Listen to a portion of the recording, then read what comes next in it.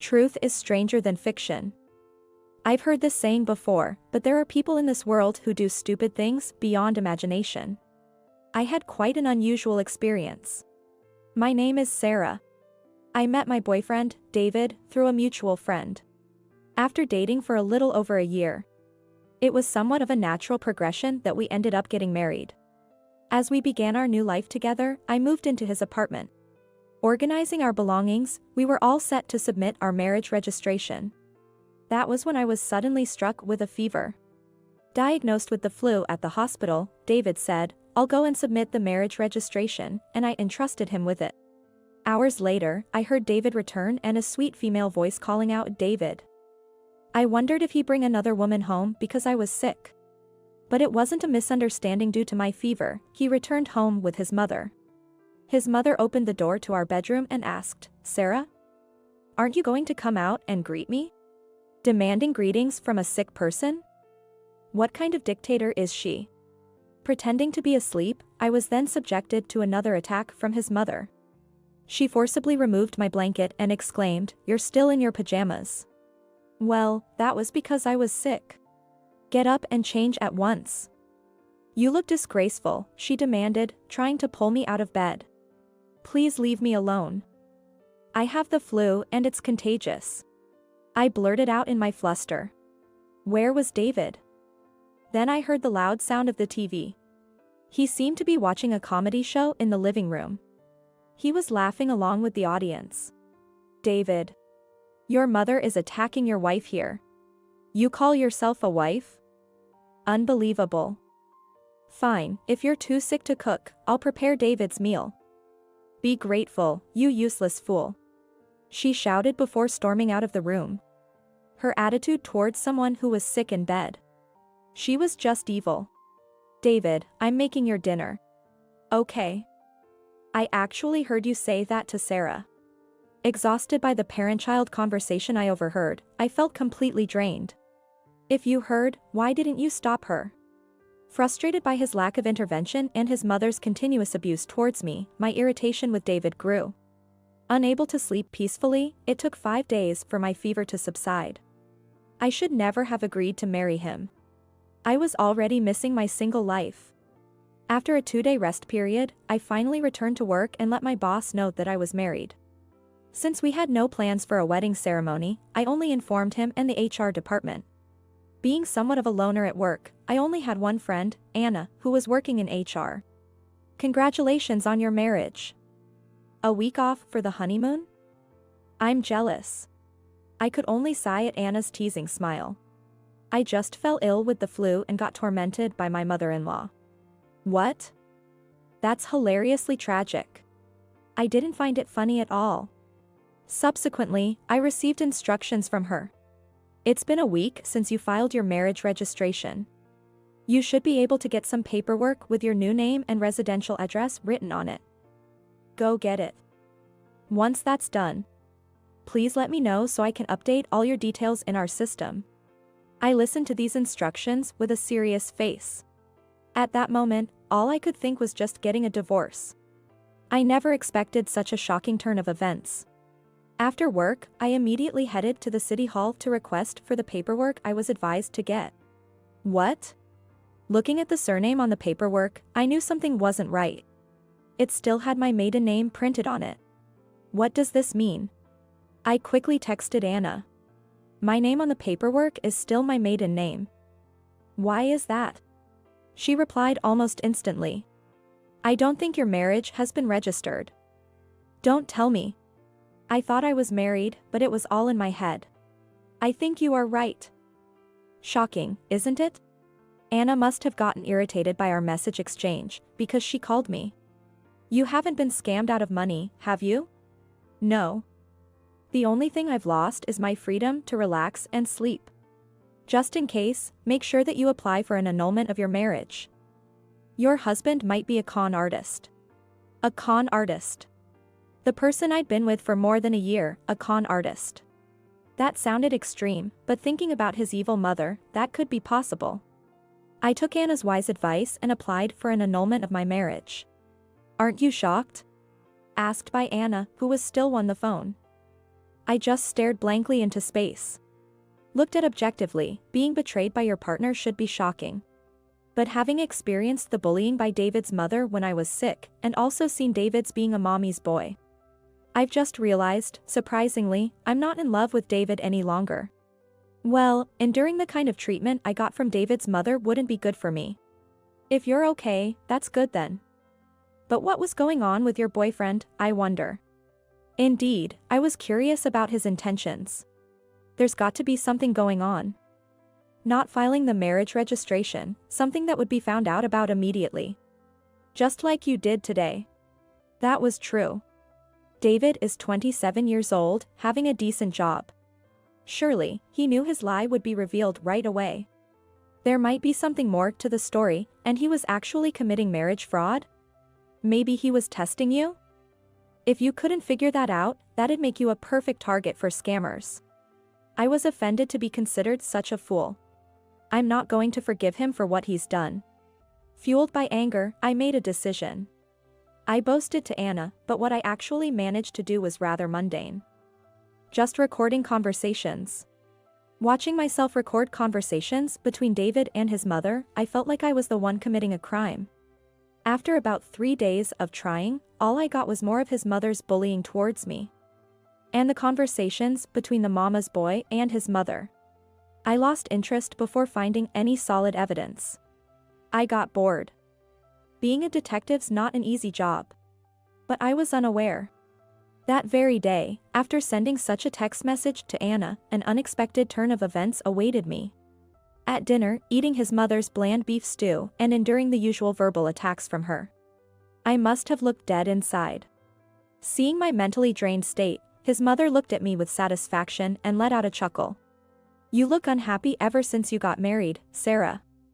But you know, it's because you're not doing well as a wife, so I'm here to teach you. You need to understand and be grateful for that. I see. I couldn't even muster the energy to respond properly. What kind of answer was that? What a horrible woman you are. David. It's really good that she's not your wife after all.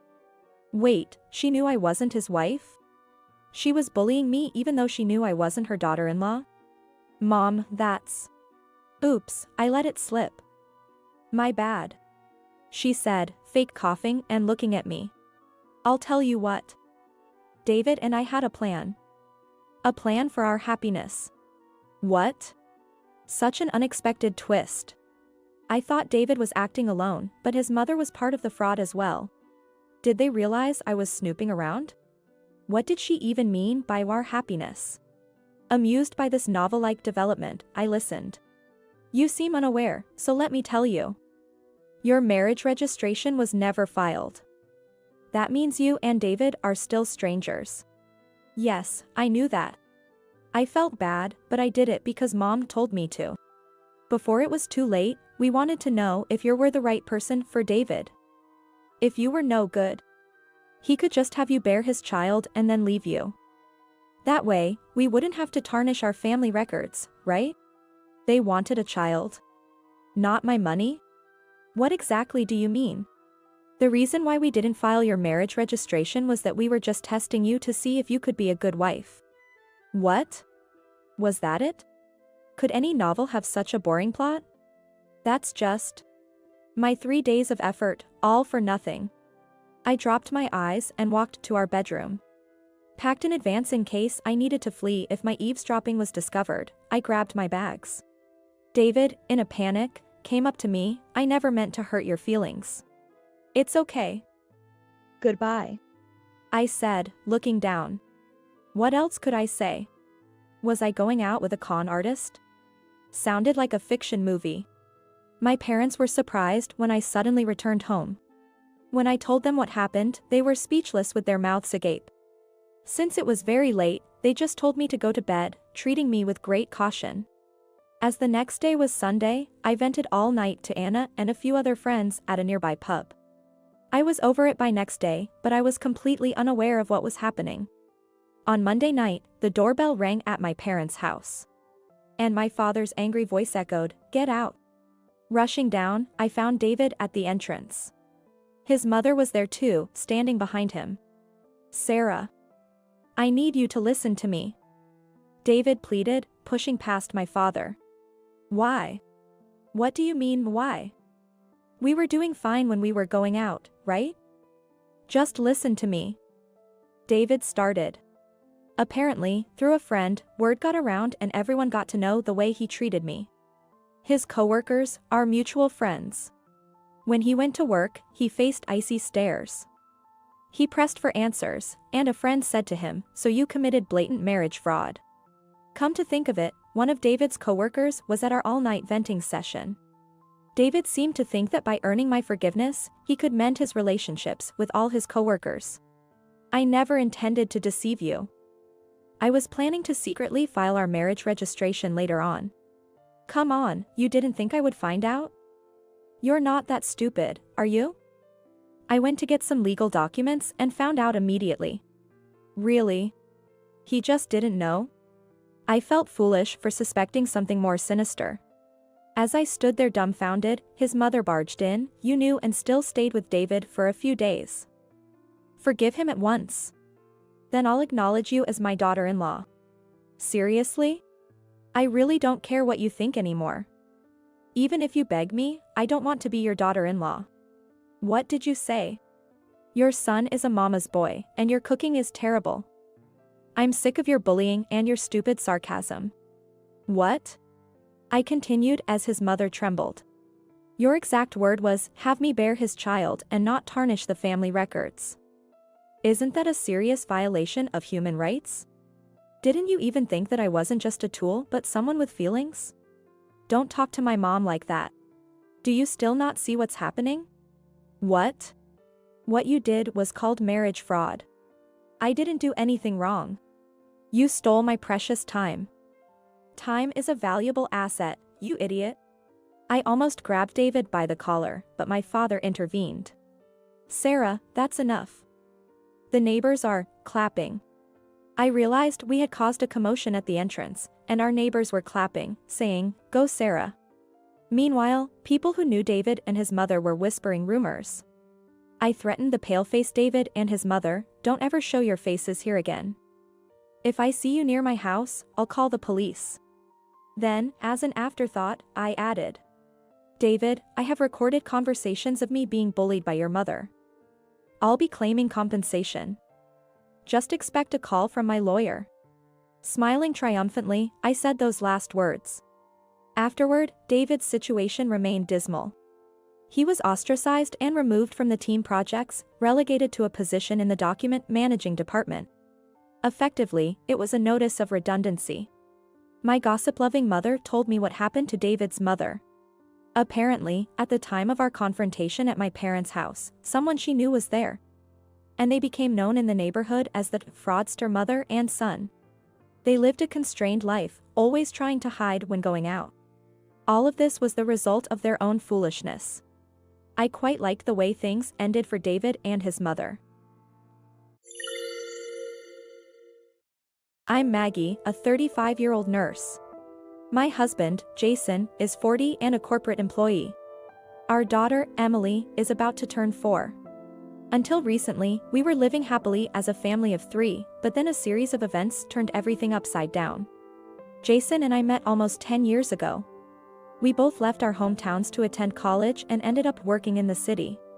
Being introduced by a friend, we hit it off because we were from the same town and soon started dating.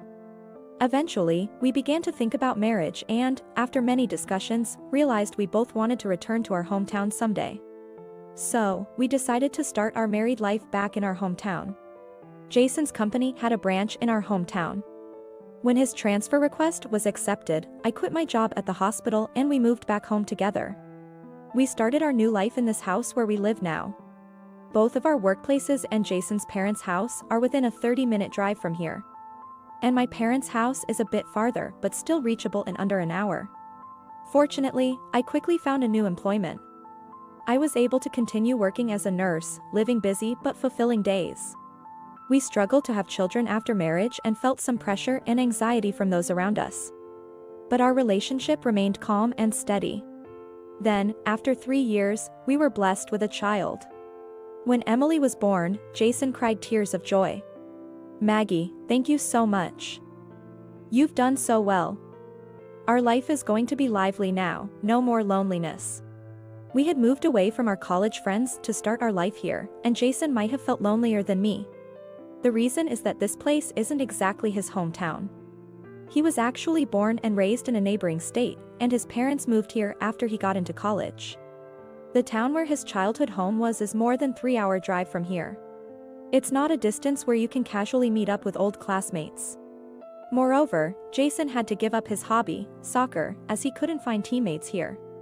I understood the stress he might have felt, including the loneliness, but I'm not sure if I was attentive enough. I might be making excuses, but I was handling most of the housework and working hard as a nurse, even during my pregnancy. As a result, I didn't have much spare time. We didn't even have much time to spend together as a couple. I talked with Jason about our future. That's when I realized that my well-intentioned efforts had backfired. I was trying to lessen his burden by doing all the housework, but he wanted to do it together.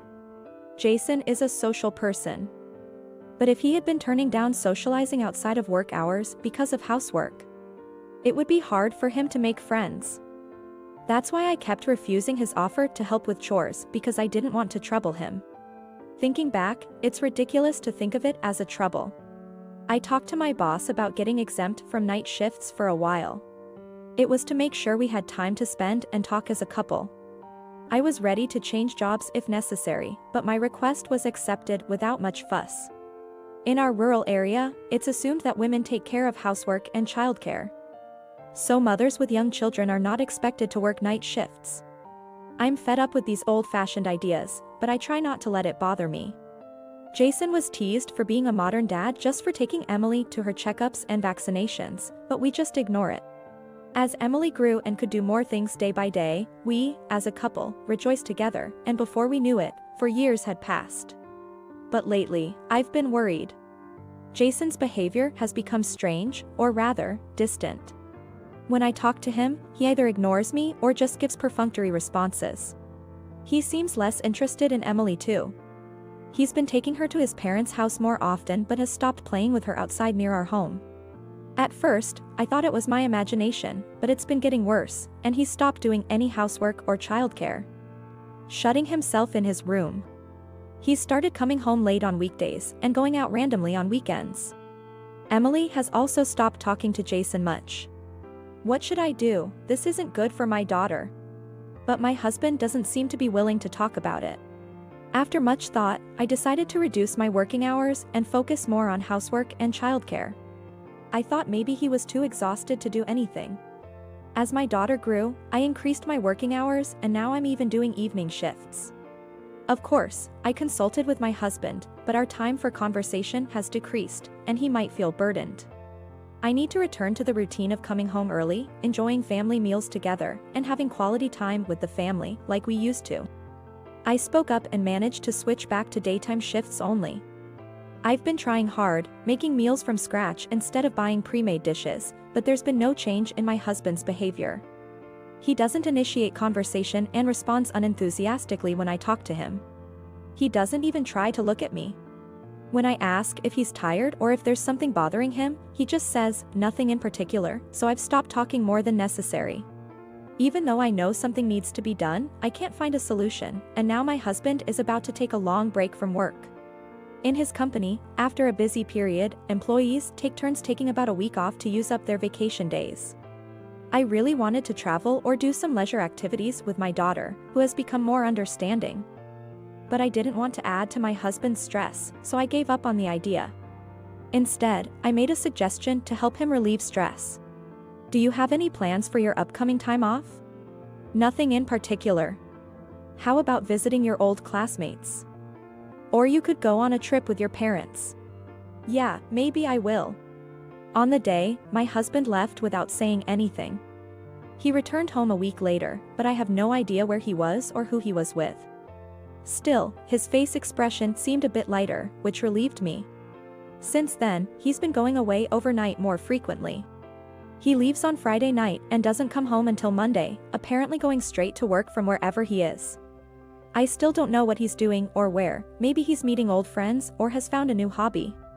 We still don't talk much as a couple, but since he doesn't seem to be in a bad mood, I'm just watching the situation. After a while, I fell ill and went for a checkup at the hospital where I work. The blood test results weren't good, and I was advised to undergo further testing. They found a malignant tumor. I consider myself lucky that it was found early thanks to a routine check. It looks like it can be removed with endoscopic surgery. But still, I was incredibly downhearted. I told my husband about the discovery of my illness and the need for surgery and hospitalization. He just responded without looking up from his phone. I see. I was so sad that I lost my words. I managed the housework and prepared my belongings until the day before hospitalization. My husband took our daughter and went back to his parents' house. He said he would be going to work from there and wouldn't be back for a while. In fact, he brought up divorce yesterday. He said it's not just about removing the bad part with surgery, there's treatment afterward. It's not just the trouble, but the burden on me, our daughter, and my parents. It's too much, so let's just end this. Burden. His words pierced my heart, and I had no strength to argue. After being discharged, I called my in-laws, and they also pressured me to divorce. We'll take Emily, just pay child support. Please get the divorce over quickly.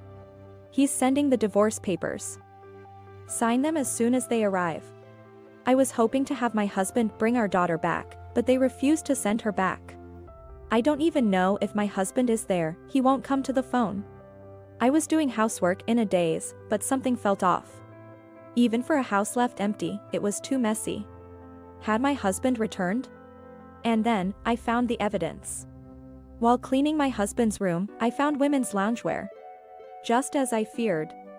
I took out the brown envelope I had hidden in the storage and checked its contents with trembling hands. It was the report from the private investigator I hired when I first started suspecting something was off with my husband.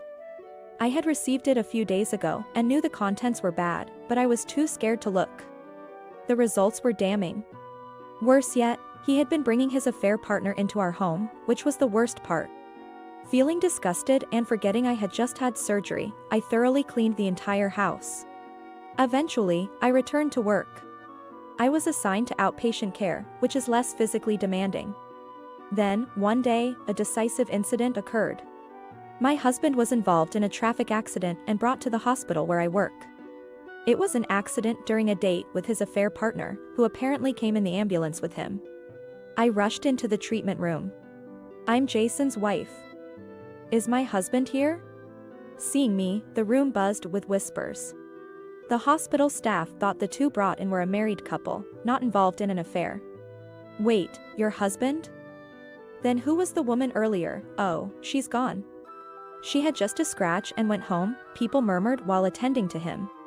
Okay, let's get you out of these clothes. Suddenly, my husband started yelling, "Don't look. It's okay." While being restrained by several nurses, his shirt and undershirt were removed. What? I couldn't help but gasp. There was a tattoo on my husband's chest. A heart pierced by an arrow, with a woman's name. I couldn't believe it. Leaving my husband, who was causing a commotion, I rushed out of the treatment room. I had confirmed he wasn't in life-threatening danger and didn't want to be embarrassed further. My husband was hospitalized for a broken clavicle and ribs. I got permission and went home to get his change of clothes. A few hours later, I entered his hospital room with his belongings, finding my husband in bed after treatment. My in-laws and daughter were also there. Mommy. Emily, have you been good? Yeah. Mommy, are you getting better? Yes, I'm getting better. My daughter's concern for my health gave me strength. I told my husband and in-laws that I had something to say and asked a colleague to look after Emily. I've decided to divorce Jason. Now. What's going on, in a time like this? It's okay, Mom. Better sooner than later. I'll take care of Emily. What? Don't be ridiculous. We'll take Emily. Then let me ask, do you know where Emily wants to go the most? What vegetables has she learned to eat well? What's her favorite character? You can't answer, can you? You haven't been spending time with Emily, have you? Just leaving everything to your parents, right? I handed the brown envelope to my father-in-law afterward. My in-laws, after seeing the contents, were silently pale. But they didn't lose their composure. They must have known about their son's affair. I will take custody of our daughter. I won't let you two be involved with her ever again. You can't just not let us see her, that's impossible. Jason has a tattoo of another woman's name and a heart mark on his chest. Is that the act of a suitable father? My in-laws, apparently unaware of the tattoo, were making a scene. I continued, unfazed. I mentioned the disarrayed house, the women's loungewear on the messy bed. It's absolutely unforgivable that he brought his affair partner to our home while his wife was hospitalized. My in-laws, by turning a blind eye to their son's affair and neglecting his daughter, were as guilty as he was. I declared my intent to fight for custody and demand child support, and to seek alimony from my husband and his affair partner. I cannot entrust my daughter to a father who abandons her for an affair. My mother-in-law tried to say something. Probably about how they've been properly taking care of my daughter. I ignored her and pressed on. If you want mediation or a court battle, go ahead. But remember, it might become public knowledge that Jason's affair is the reason. Soon after, the divorce was finalized, and I got custody of our daughter, so we moved. Turns out my ex-husband's affair was a double adultery, and he's also being sued for alimony by his partner's husband. In our small town, the rumors eventually spread, and my ex-husband is now in an awkward position at his company. But he can't quit his job because of the alimony and child support payments. Interestingly, my ex-husband didn't have savings, so his father extended his retirement and his mother started working part-time to help out. Since tomorrow is a day off, let's go out. Emily, where do you want to go? I want to see the elephants. Then let's go to the zoo and eat something delicious on the way back. Yay! My health has improved, and I'm living peacefully with my daughter.